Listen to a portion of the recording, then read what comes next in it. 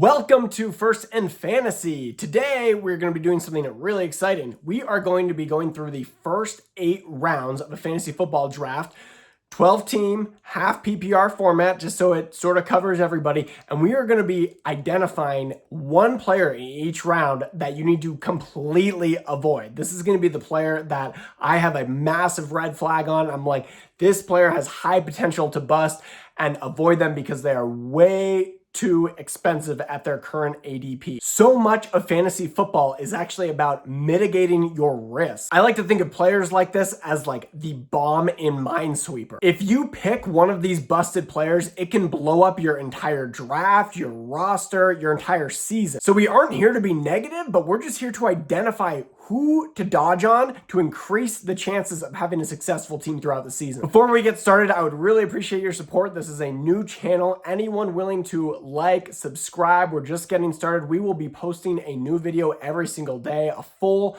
length video, as well as shorts that will be different from the video. So please, if you can help support, like and subscribe. Jumping into the first round here, if you've watched some of my other videos so far, you will know the player I am most down on this year is last year's #1 overall fantasy football running back, and that is Christian McCaffrey. The amount of red flags jumping around this guy right now are absolutely insane. If there's one player in the entire draft that I'm avoiding at cost, it's Christian McCaffrey. And then some. Last year, he handled a career-high 413 touches. And while he was amazing on volume, San Francisco has said that volume is coming down for sure this year. And I hate to be the bearer of bad news, but if you watched Christian McCaffrey run between the tackles last year, even outside, he looked awful. He was ranked 30th in yards per carry last year. Most of his fantasy value was saved in the receiving game and by getting short yardage touchdowns near the goal line. Well, I still think he's going to get those short yardage touchdowns in that receiving game. With the reduced touches, he's over 400. I see that coming closer to about 300 this year. That is a massive decrease. Also, in fantasy football history, no running back has ever repeated as the top running back 2 years in a row. This is a stat that has always lived with me. And I am man enough to admit that last year, I went against that stat. I picked, against consensus, Saquon Barkley to repeat as a running back champion. He fell from running back 1 to running back 13 last year. It was a horrible pick on my part after years and years of saying, I'm not going to do that, I'm not going to do that. I went for it, and it got me right in the gut, and it killed me all season. I still ended up winning, so good for me, but it made life a lot more difficult, and he did not come through in the fantasy football championship like I wanted him to. I needed to get bailed out by someone like Derrick Henry. Thank you, King Henry. Last thing on Christian McCaffrey, he just turned 32. Everyone knows the stats. When a running back turns 30, they fall off a cliff, unless you're Derrick Henry. Thank you, Derrick Henry. And last thing on Christian McCaffrey. Anytime he's had 330 or more touches in a season, his following season has always been injury ridden. So I'm not taking the risk on Christian McCaffrey, neither should you. Let's move on to round 2. This is a player I don't understand how he's going as high as he is, and that is Chase Brown. Chase Brown was absolutely dreadful the first half of the last season, and he only got good in the second half of the season once the Bengals were basically out of contention and they were playing from behind the entire time, and he had a ton of open field in game scripts where they were down a touchdown, 2 touchdowns, getting all these check downs and these huge gaps to run through.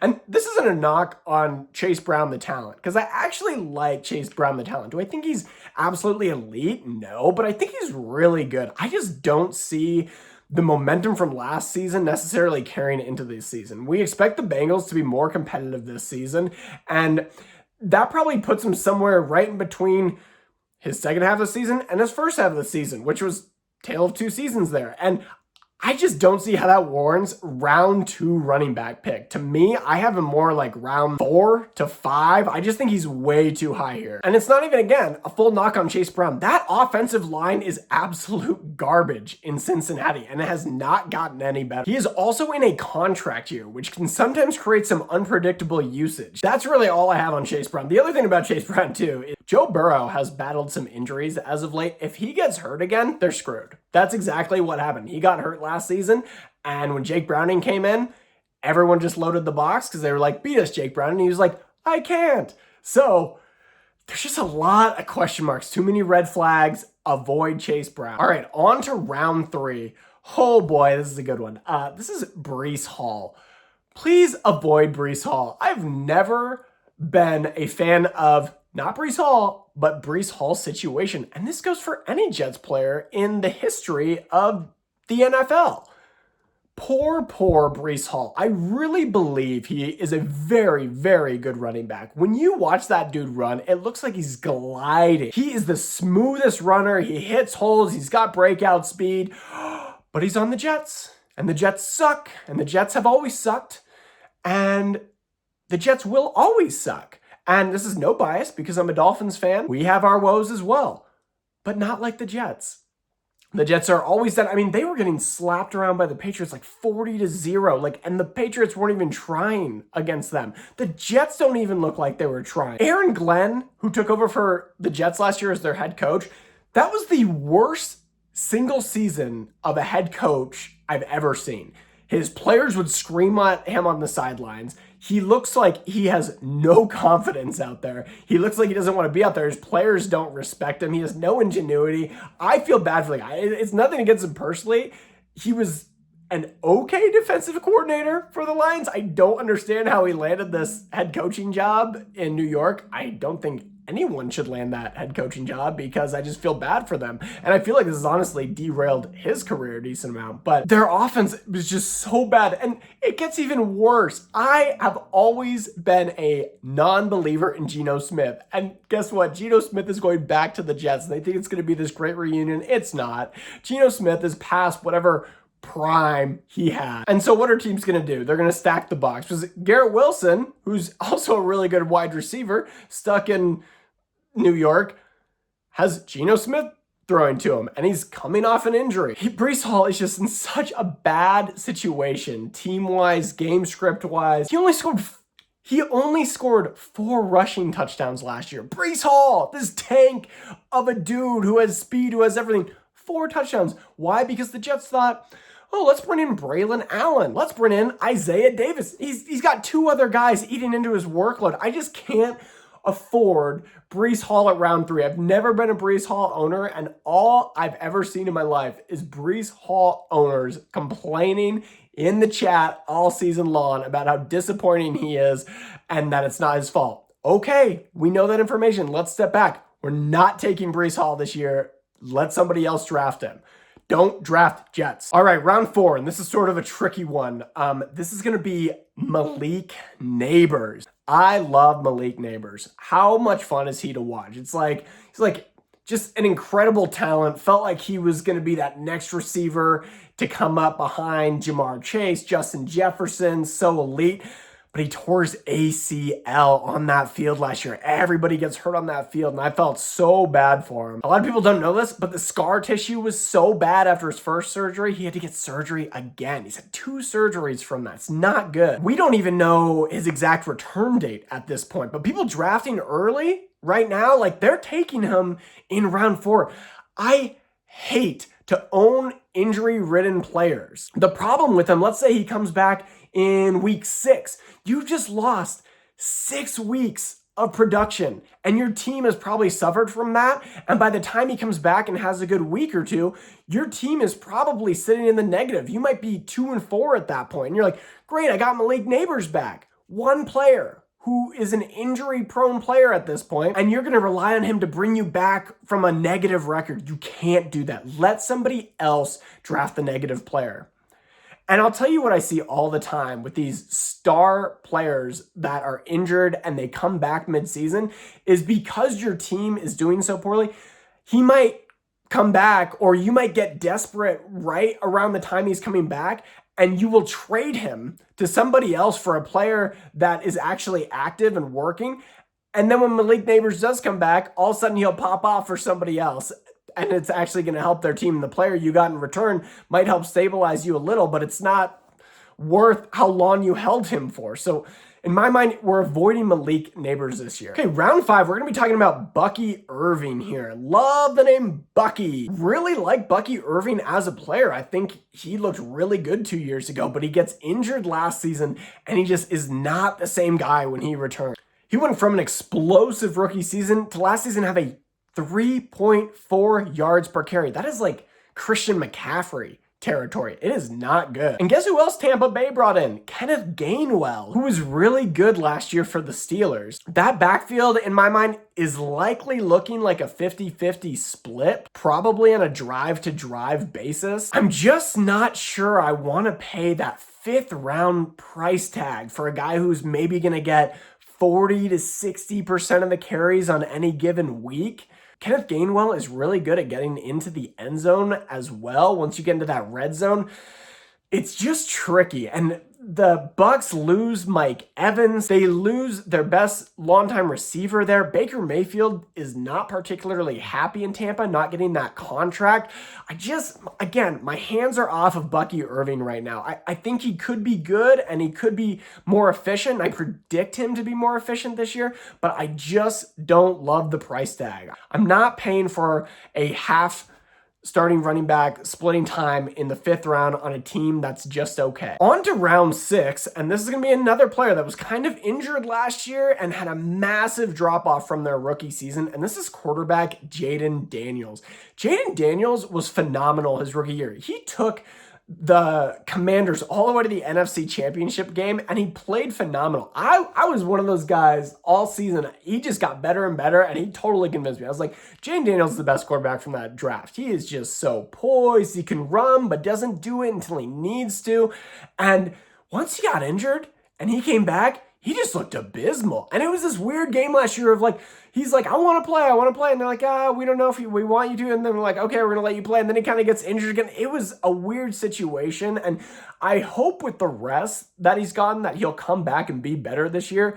But that Commanders team just has no talent going on. Terry McLaurin was a nothing burger last year after he got his contract. There's nothing too exciting in the run game. What, Bill, Ja'Cory Krosky, Merritt? No, they found out pretty quickly that he was an efficient 3rd down back, and when he went into a full-time role, it completely dropped off. He also has a new player caller this year, which I think will be good for him. But again, first year in that system, he's going to be learning the system the same time these defenses are picking up on it. So for Jayden Daniels to have that big upside, he needs to use his legs. And coming off an injury, I'm just not sure I see it happening. I really imagine the Commanders organization telling the new coordinator, hey, protect our quarterback. This guy is the future. And I do believe he is the future.